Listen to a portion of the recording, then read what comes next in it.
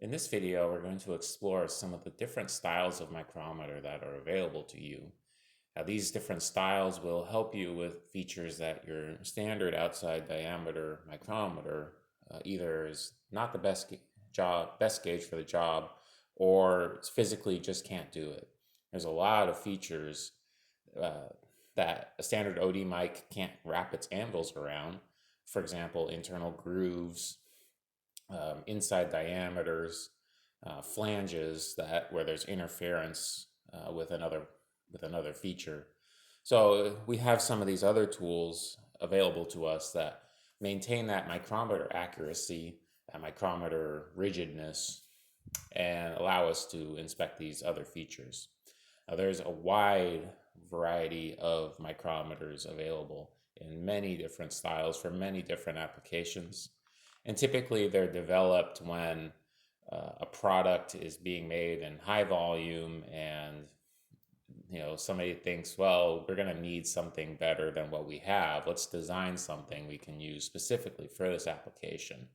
And that's how a lot of these micrometers came to be. So we're going to go over some of the more popular, more common styles. But remember, if you need something very specific for your application, take a look at some gauge manufacturer catalogs, and you might be surprised to find that there's something available for what you need already. So, let's go over some of the common styles we're going to go over. We'll talk about blade micrometers, disc micrometers, and pin micrometers, and those are all pretty much modified outside diameter micrometers with a different anvil shape than just your typical closing OD mic anvil. We'll talk about a multi-anvil micrometer, which allows you to change the anvils, interchange anvils for different applications. A depth micrometer, which I have here, help you measure the distances down from one face to the next face. A groove micrometer will help you measure inside and outside grooves. And then we have interchangeable anvil tips, like this. This is an anvil tip for a pitch mic. So sometimes you can get some of these different anvils just by changing the tip of the OD mic and get some of these applications. So we're going to start off with the disc micrometer. It's fairly straightforward. You basically, instead of a standard OD mic anvil, you have a larger flange, and that will help you, get into some tricky tight tolerance situations. For example, I have this part here with some flanges, and I really wouldn't be able to get my OD mic on the flanges. Go to other camera. I wouldn't be able to get my OD mic on any of these flanges because these extend a little bit outside the envelope of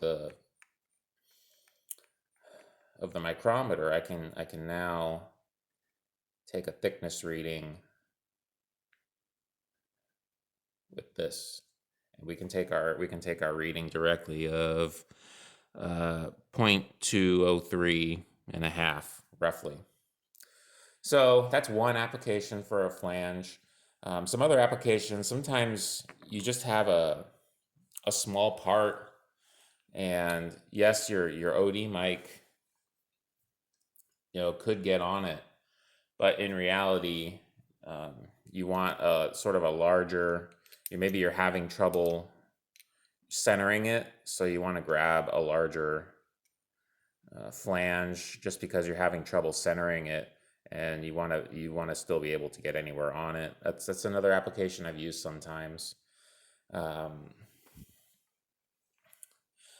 I mean, it's pretty straightforward. It's just like an outside mic where you operate it the same way, and it can measure many of the same features and give you a little bit more when you have sort of a small registration point. I'm not sure I've got a handy part where there's a small registration, but sometimes a flange like this, it may just not have a lot of surface area to grab onto, so you can use your OD, your disc mic to get a little bit better registration than with a standard mic. Actually, maybe this part might be a good example. If I were going to measure this thickness with my OD mic, it might get a little bit challenging to avoid, the sidewalls. I can still get a pretty decent registration with my OD mic here. Oh man, there's a bunch of stuff that the camera's trying to focus on. Let me move all this out of the camera view.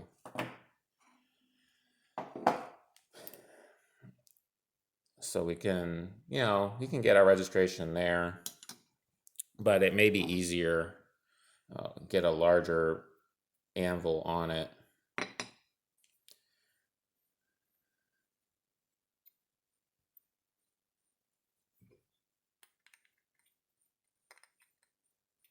And I can more easily clear the body of the micrometer. So again, maybe not the best example of a part. I don't have a great example to work with, but pretty much how you're going to use it.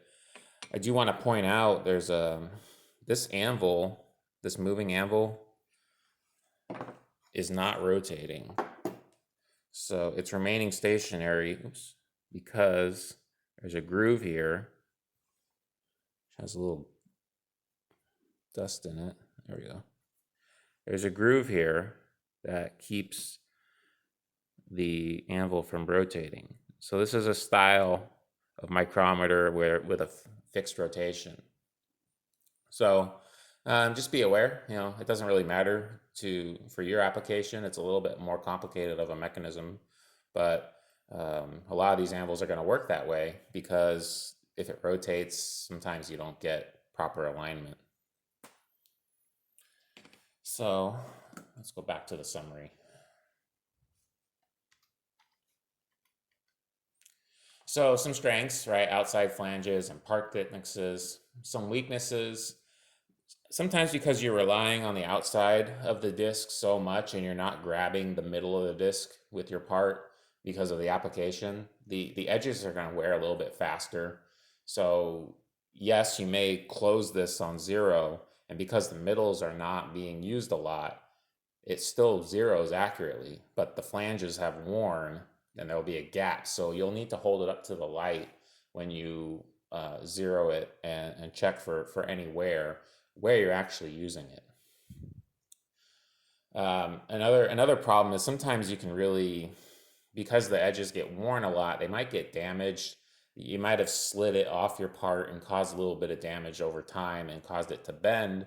And now one of these anvils is out of alignment with the other one. So when you close it, right, you get a reading, maybe you zero it off of that. But when you go to take it opens up and you measure a part, it's no longer accurate. So again, that's another time to hold it up to the light and look for a misalignment. And then your last, your last couple of bullet points here: anvil tip interference during measurement and radius or taper. Because of these tapered, you don't really have a straight flange anymore. You have a little bit of a taper here, and sometimes these can be pretty severe. And this is for strength. But sometimes these flanges will interfere when you try to get inside of a groove, and you just won't realize it. It might be hitting on the top here. So be aware of that. Internal radiuses, sometimes when you a lathe process may leave a little radius on here, and you may end up putting your anvil on it without realizing. So you'll have to slide away just a tiny bit from the inside. Just slide out a little bit and take your measurement, so you're not grabbing onto a radius that you can't see.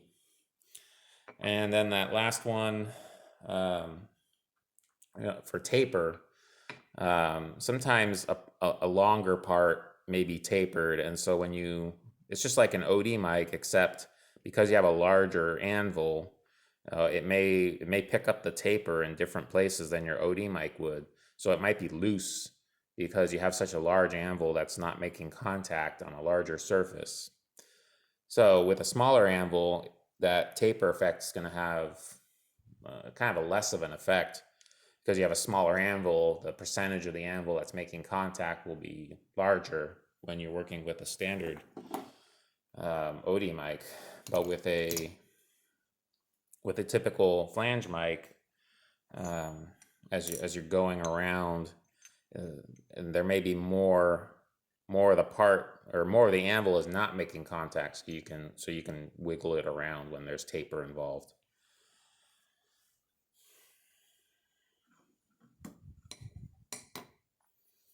So again, I think it's a good tool to have for certain applications that your OD mic is not good for, and it's a very common gauge you'll find in businesses and shops. Next up, we're going to talk about the blade micrometer, and I do not have a blade micrometer with me for this video right now. If I can get my hands on one, I'll record a video demonstrating it. For right now, we're just going to talk about it, and it's basically this, same idea as a disc mic, but instead of having a large disc, you get a very very thin blade to grab onto. And again, the point of that is to clear features where a standard OD mic couldn't get into. So if we take a look at this groove part I have here, you can imagine my OD mic anvil is just too big to get in those grooves. But if I had a thin blade, I would be able to get that diameter. I would be able to get the diameter across it if I had a thin blade that would fit into the grooves. So that is one of the more common applications. And another application might just be you've got a really small registration space, and with your round anvil micrometer, that really small registration space, it only makes contact, part way on the circle. You can't get to the middle. But with a blade, you can get more surface area because the blade is just a thin strip, but it's longer than your small diameter. So when you go to register on a part, instead of registering on the end, you're kind of registering on the middle of the blade and getting more surface area. So that's another application, besides thin grooves. You can use it for times when you have small registration with an OD mic, but you can get bigger registration with the blade mic. Some weaknesses you need to be aware of for blades is anvil damage. First and foremost, because there's such a small contact area, it can be very easy to damage those anvils if you crank down a little too hard with your thimble, and maybe you nick the parts in and out a lot when you're using them. They're so small and thin, they can go out of alignment. So yeah, again, hold them up to the light, look for damage, and look for perpendicular alignment. You're calibrating on a small contact area, so you really got to be careful with your whatever block you're using. Make sure that it's straight and it's not twisted. And then it has the same issues as the disc with anvil tip interference. If you take a look at this picture, you have kind of a thin blade here, but then at this part of the body, you do have a kind of a tapered, reinforced section that could interfere before you get to the main spindle body. So both of them will have kind of a tapered flange fillet here that you could interfere with when you're trying to get inside of the groove. So watch for those. If you don't see it happen, you'll just feel it stop and you'll think, oh, I'm making contact. But in fact, the blades will have not made contact yet, and you will have made contact up here at the tapered section. And of course, you need to avoid radius and taper. Taper won't be so much of an issue with a blade, but it will be kind of hard to grab onto the parts that have a little bit of taper. They'll be kind of sliding and twisting a lot because there's very little contact area. So you want to be careful, make sure you have good registration if you are using a blade on something with a taper. Again, this is another non-rotating spindle as well, because if those flat sections are not lined, they're kind of useless. So they will always uh, be non-rotating and make straight alignment when you close them. Next up, a pin micrometer. That's another micrometer I don't have with me right now, but some strengths. If you imagine, it's basically just a very small anvil. So instead of your typical OD mic, you just have a very small diameter or even a very tiny point. And again, you're just trying to get into tighter diameters with small clearances. Sometimes you'll have thick but shallow flanges that you can get into with those that you can't get in with your OD mic. Weakness, again, contact area. You know, you have a very small contact area and you're applying a lot of force when you close down with your micrometer. And if you don't adjust the force you use with a standard OD mic and a very small anvil pin mic, you could damage your micrometer that way. So look for that misalignment when holding up to the light. Look for that damage. Look out for the interference. It's just the same as the other ones. You just have to watch out for making sure you're making contact where the anvils are and not on these tapered, reinforced sections of the body. And then, you know, with this one and even with the blade, I would say you really have an easy chance to slip off the part when you're trying to wrap your really tiny anvils around a diameter. It can be very hard to do that with a small contact area. It may slip off a lot, so you have to be a little more careful, a little more methodical, and have a steady hand when you're doing these measurements, because it is frustrating when it's constantly sliding off and you have such a small anvil contact area. It may be a good time to break out a micrometer clamp and clamp down on your micrometer so that you can just hold your part and close it rather than having to hold everything. And, you know, there's another situation, you know, sliding the part on and off to take your reading like we do with a standard OD mic. It may be a little bit harder. You can certainly lock it down, but in my experience, it's a little bit easier to just read it while it's there, because it may have a tendency to move as you try to slide it off because it's so small of an anvil area. And there's a lot of force on those points and it's not spread out. So when you're sliding it off, it may bump the measurement one way or another. So just keep that in mind. If you're going to be doing that, you know, try reading it there if you can, or be very careful when you slide it off. All right. Now we're going to move on to a multi-anvil micrometer. So those first three micrometers were all pretty much the same OD mics, you know, modifications of OD mics. But this is a heavily modified OD mic. And, you know, with this micrometer, you basically have, you know, a standard OD mic moving spindle anvil. There's no modifications to this side, but the fixed side that you normally use, you now have a clamp here, and you can clamp in a flat end or a pin, and you can get different anvil registrations with these different, either a pin or a flat face, and that will help you in certain situations. Sometimes you want a round surface, sometimes you want a flat surface. And I don't actually have a multi-anvil micrometer. I have a tube micrometer here to show you. And I can use, you know, I can show this to you the same way I would use a multi-anvil. I just don't have that flat interchangeable piece. All I've got is kind of the round end, and it's fixed. It doesn't come in and out, but we can still talk about it and demonstrate it as if it were a multi-anvil. So, you know, what are some strengths with this one? Well, this is a great tool for measuring symmetry when you have, you know, this. Let me bring up the pointer so I don't have to keep fighting it. There we go. So, wait, hold on. Did I hide it? I did hide it. All right, visible.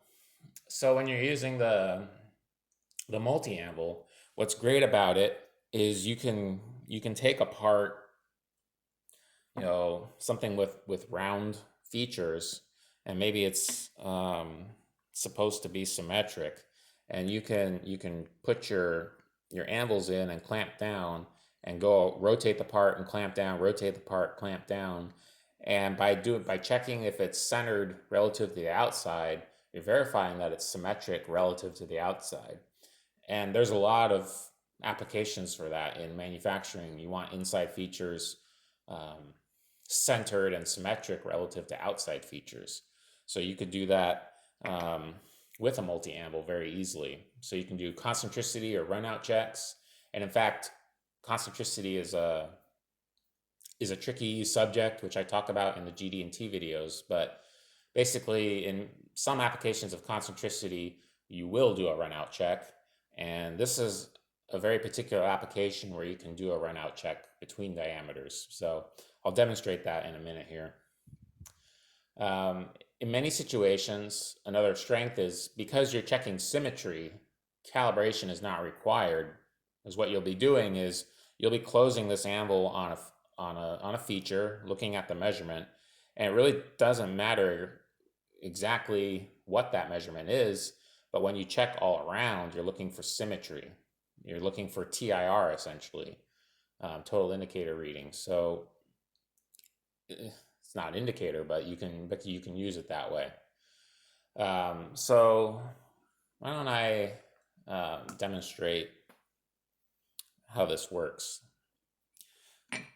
So again, I have a tube micrometer, but a multi-anvil micrometer would have a pin, and it's literally pretty much you can either clamp the pins that come with it, or you can use pin gauge sets and get a pin that you need and clamp that one on there. But the key point is I'm going to have a round anvil here instead of a flat.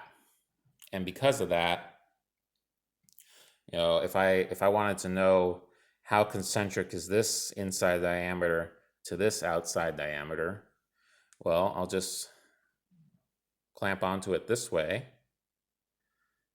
and then rotate at 4 places. So my reading is 0.247. If I read that right, let me just verify that with a micrometer, with a caliper.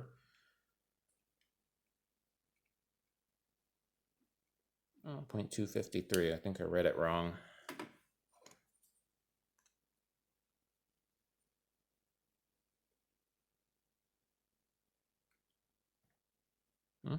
All right. Actually, I think I got it right. I think they're just registering differently. So, yeah, we'll call this 0.246 on the scale here, on the vernier scale. And then I'm just going to rotate to another point. And, ooh, yeah, that's why I was getting some different readings. They actually are not very concentric. So now I'm at 0.250 and about 2/10. And go around to another location, about 0.252 and a half, and go to another rotation, and about 0.247 again. So all I do is I unclamp it, rotate it around, and clamp it down again, and take my reading. So because I'm getting a difference in readings, I've got a concentricity problem, or sorry, I have a runout problem.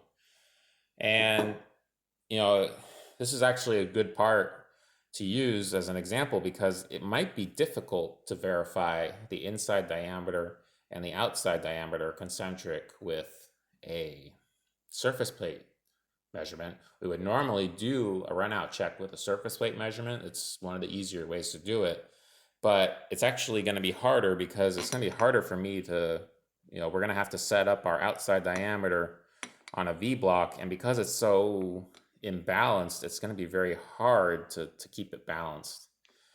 We could also stick a pin in, and that might be possible if I had the pin size that goes in here. Let's see what pin size goes in there.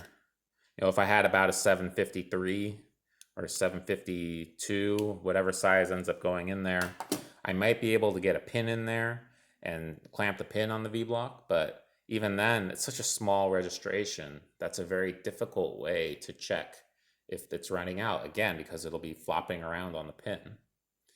So using a multi-anvil, or in this case, a tube micrometer, you know, I can get that runout check very easily. And using the round anvil again, I could measure hole locations. You know, if we took a look at the angle block drawing PM-02, and I'm supposed to be 0.5 from the bottom on this hole here, we could do that with a, we could find the location by measuring the distance to the bottom edge and then adding the radius of the hole. So let's quickly do that. You can see I've got a nice registration on the surface, on the outside surface, and I have a nice registration on the inside. It kind of self-centers when I rock it around, and it allows me to find the part edge. It self-centers. It kind of registers itself. So I'm at 0.3 and about 5/10, 6/10, 0.3 and 6/10. So let's write down that in our calculator. Here we go, 0.3 and 6/10. And then we're going to add the size of the hole, which I will do with a caliper in this case, just to save a little time. So we'll say 0.396 is where it seemed to register. So we'll find out that radius.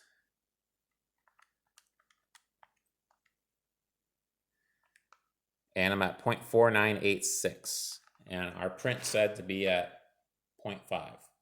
So that's a very nice way to use a micrometer to get a hole location, registering one end on a round surface, the other end on a flat surface, using a multi-anvil or a tube micrometer. Now that flat anvil, that I don't have to demonstrate with you right now, but that might work if you had a square feature in here instead of round features. Maybe you have a slot, and that might work well for registering two flat surfaces on a slot. For example, like this slot here, you know, I could get my multi-anvil and get the outside over here, and get the interchangeable anvil on this side, and a flat anvil would just help me register a little bit better. But even the round kind of self-centers as well. So, most of the applications when I use a multi-anvil, I want that round anvil because it gives me a new option that I really didn't have before. So I think that's one of its more common uses, to verify round to flat features, or to verify runouts. Another one we could do, I'm trying to find a good part to work with out of what I have. Sometimes, I said, we were doing a runout check with this, but it's also a symmetry check. It's telling you how centered the inside is relative to the outside. But these are two rounds features. Well, you could do it if I know for a fact this hole is not supposed to be centered, but if it were supposed to be centered, I could do it from this edge.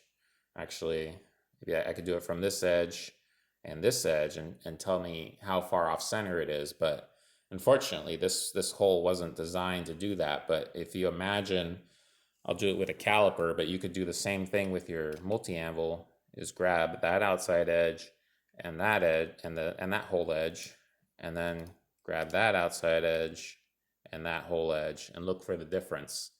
Now this is designed to be off center. I wish I had a kind of a good part that wasn't round to do that with, but unfortunately I don't have that right now. So just keep that in mind. Symmetry is one of the shortcuts in metrology that will really help you. Let's talk about couple of weaknesses.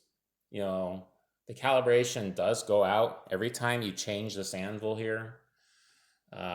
Your calibration can change. Now, theoretically, the anvil is being registered on this flat surface right here, and hopefully it's flat and perpendicular relative to the spindle, so that when you do change this, the calibration doesn't change. But in practice, I've seen it move 5,000 sometimes at the most. And so you do need to grab your calibration tool and adjust your thimble if you're going to be doing a direct reading. If you're going to be doing a symmetry check and you're just looking for the difference, like we did with this part, we're just looking for the difference around, then you actually don't need to calibrate the gauge. I shouldn't say that, but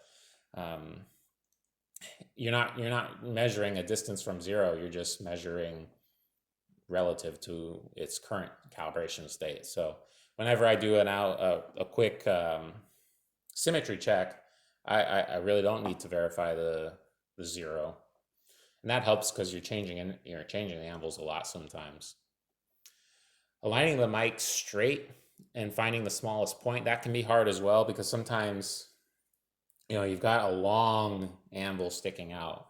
You don't have these anvils are much longer, thinner and skinnier than your typical anvil, and sometimes they'll be out of alignment, and it can be hard to kind of twist this thing because you're working with this big anvil sticking out. You've got this tiny anvil trying to make contact, and it can be hard to align the difference in size. So just be careful and try to repeat it. When you can get good repeatable checks, then you know you're okay. And then remember the wear pattern of this anvil, multi-anvil style, it's going to wear differently than a typical OD mic. So just be aware of that. Your interchangeable anvils will get different wear patterns because they move and they rotate and they don't make contact in the same point all the time. So just be aware of that.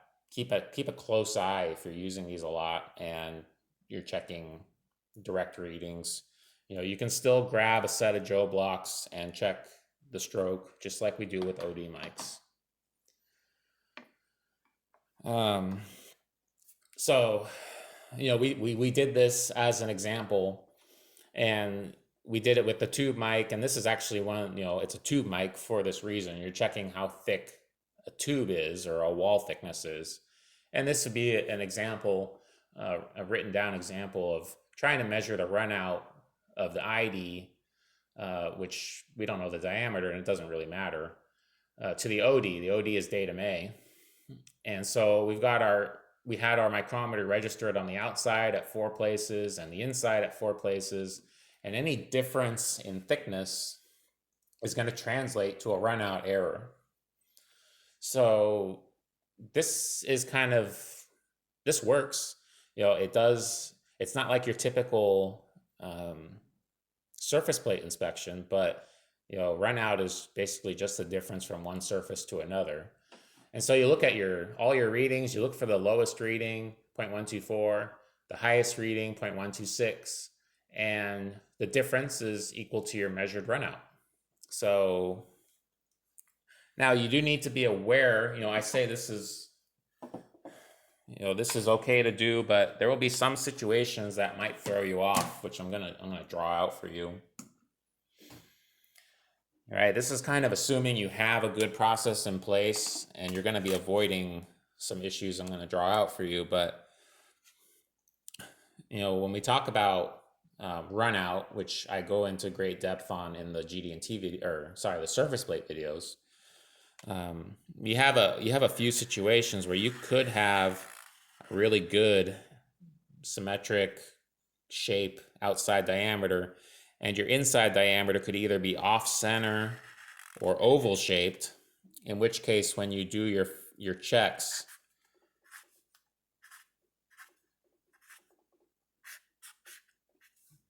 you're going to get really vastly different readings. So this is a situation where you're going to see a lot of problems. You're going to see a lot of issues. This may not necessarily be a runout issue. This looks like a feature fabrication issue where the size is wrong, the shape is wrong, and the position is wrong. Everything's wrong. You could have another situation where the outside diameter is oval shaped, but your inside diameter is actually relatively good relative to center and to outside. So you'll put your anvils on at multiple locations, and when you do this one, you're still going to see a lot of TIR, right? Or not TIR, but you're going to see a big difference in your anvil readings on the long ends relative to the short thicknesses. So short thickness here, large thickness here. That would show up on an indicator as well. As if you set up a surface plate inspection, you would see the same thing. So what this is really doing is verifying you have good parts. And if you don't have good parts, hey, look at that. If you don't have good parts, you'll see it as well. And I use this to get my final reading. Sometimes, as I said, it's going to be hard to do this check on a surface plate. It's just going to be tricky when I have a good hand tool to do it with instead. And I feel like I'll get a better reading than trying to set up a complicated fixture. I could take it to a CMM. That might be ultimately the best situation. But be aware. I like to always tell you guys, your part is not perfect. Your part has errors that you're not aware of, and you're looking for them. And sometimes it will manifest itself in different ways, in position errors and shape errors. And how that affects your reading can sometimes be a problem. I'll show you a couple more situations. Actually, I just thought of, what if you needed two diameters and they're both ovals, and you go to do your reading, you're not going to see any TIR, right? So this might be a situation where this check doesn't work. You're not going to see any TIR, but you're obviously no longer a diameter. So what does this mean? They are running out the same. The runout check passes. But are there any diameter requirements? Are there any form error requirements that this will not find? This will not reveal any issues. So you'll still be measuring the diameters with other gauges. This is only doing the runout. This is only doing the runout portion. But something like this wouldn't show up. It would show up as being equal all around.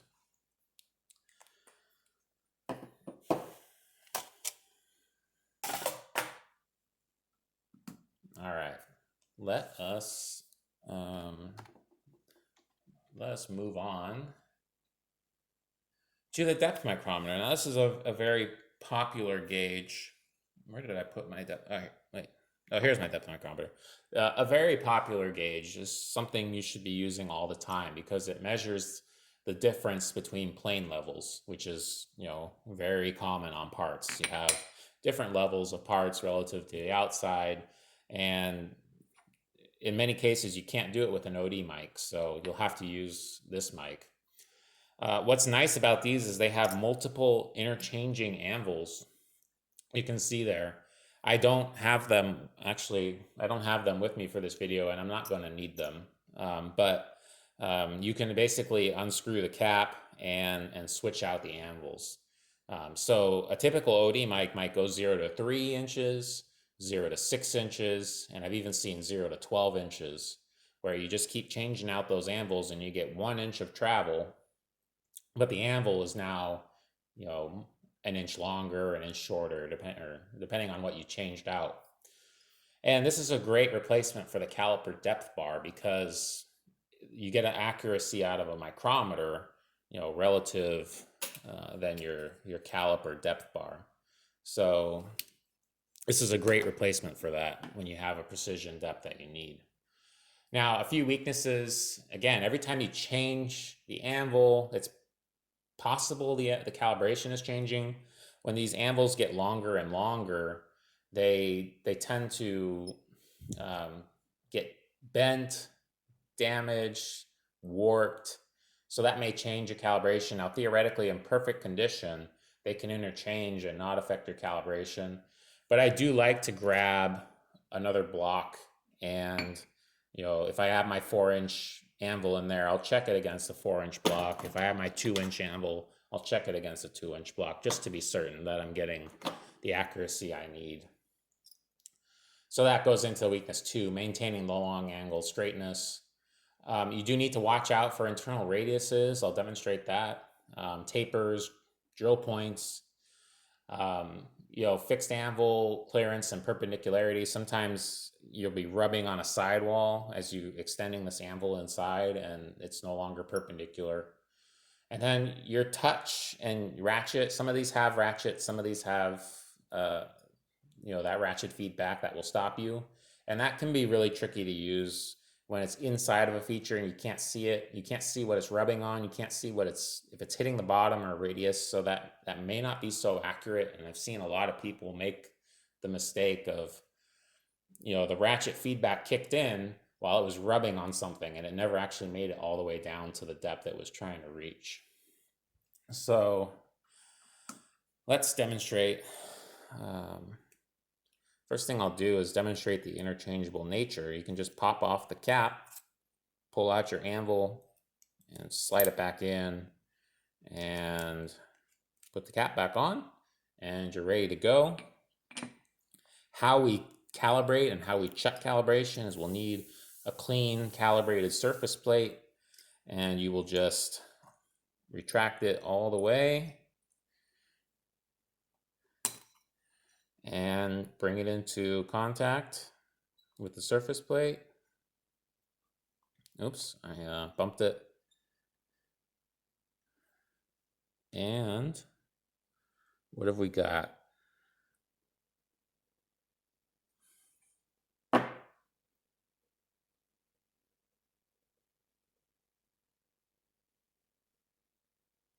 Hold on a second.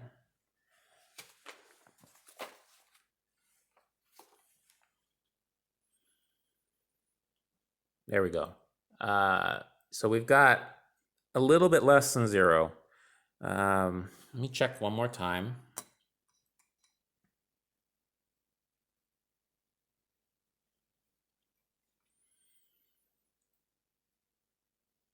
Yeah, just about 1/10 less than 0. And we've got, oh, you know what? This one doesn't have that micrometer adjustment. So, many of these do have the ability to adjust the sleeve with a typical micrometer wrench, or probably more like this style. But actually, it appears this one doesn't. So what I'm going to do, I take a look and I say, it's about 1/10 off. And I'll just remember that as I'm taking my readings. So it's minus 1/10, which means everything I'll do, I'll have to add 1/10. But normally I would try to adjust this in. It could be you just need to apply less pressure or more pressure with this style. I'm not too familiar with this one. I was able to borrow it for this video, but overall it's in pretty good condition other than this little 0 issue. So how we can measure, if we wanted to measure from this face to this step height, all we do is kind of slide it on and just rotate it down until it makes contact. And I'm not using the ratchet, I'm just going by feel. Okay. And we'll take our reading. You'll notice the numbers are kind of opposite.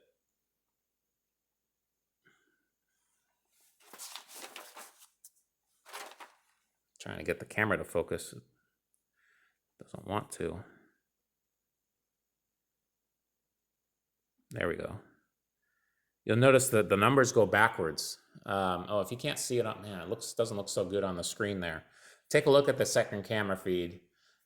You'll see that it starts off at 9 on this side and moves down 87654. So this anvil is moving kind of opposite the way, well, not opposite the way outside diameters, outside mics work, but in fact it's recording the opposite. It's not recording the size of something, it's recording how far it moved. So 0 with an outside diameter mic, right, it's normally, some distance over here, but we're not doing it that way, so the numbers are backwards. So we're looking at just less than 0.4. We're looking at about 0.375 plus 17, 0.385, 0.389. So we're looking at 0.389. And not that drawing. We take a look at our drawing. Right here. To the second step, we're supposed to be 0.610 from the backside. So we'll do a little shot math. It's 1 inch thick. And we're going to subtract 0.389. And we get 0.611. Hope you can see that. So I used 1 inch thick without verifying it. Let me verify it. Actually, it's about 0.997. So we'll redo that calculation. 0.997 minus 0.389, 0.608. So we're still in tolerance to our PM02 reading. We have plus or minus 5. So you may need to use shot math depending on how your print is. If the print referenced it directly off of the top surface, then we would be able to just do a direct reading. But in this case, we had to do a shot math. So, doing steps is one way to get this done.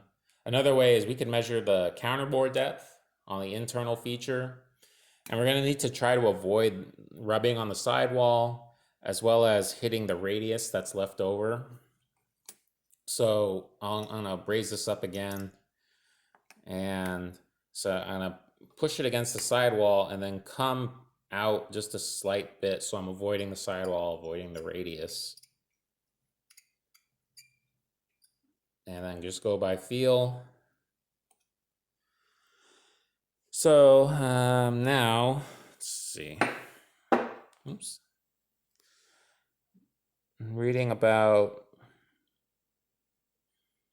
378. Take a look at our print. PM02 print.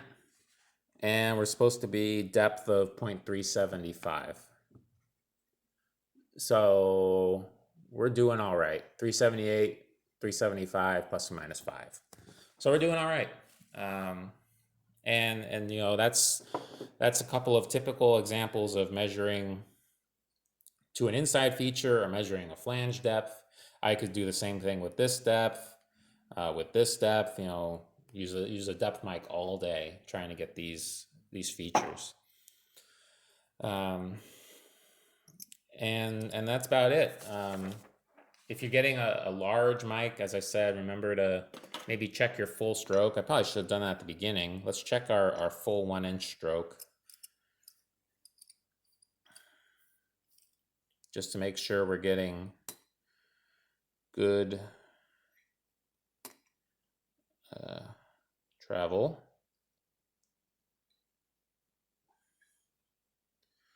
And I've got a little bit of difference. I had about 0.0. I had 1/10 of error minus at the beginning. At the end of stroke, I probably have about 0.2 of error. Sorry that the camera's not focusing for you guys. I have a little bit more error, so it's a good point to talk about. Depth mics will not typically have the same accuracy as an OD mic because you're not registering on two anvils. You're only, well, you are registering on two anvils. You're registering on your anvil up here and here, but they're not closing on each other, so that typically introduces a little bit more error. And when you take a look at the manufacturing specs, you'll see that's reflected in their catalog.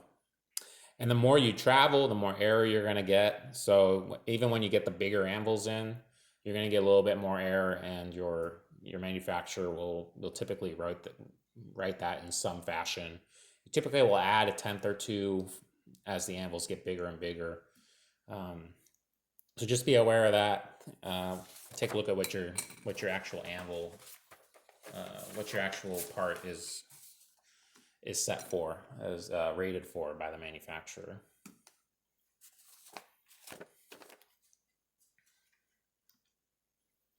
All right, before we move on to groove mics, I'm going to stop the video, take a quick break, and we'll move on in just a moment. So thank you for watching, and stay tuned for the next one.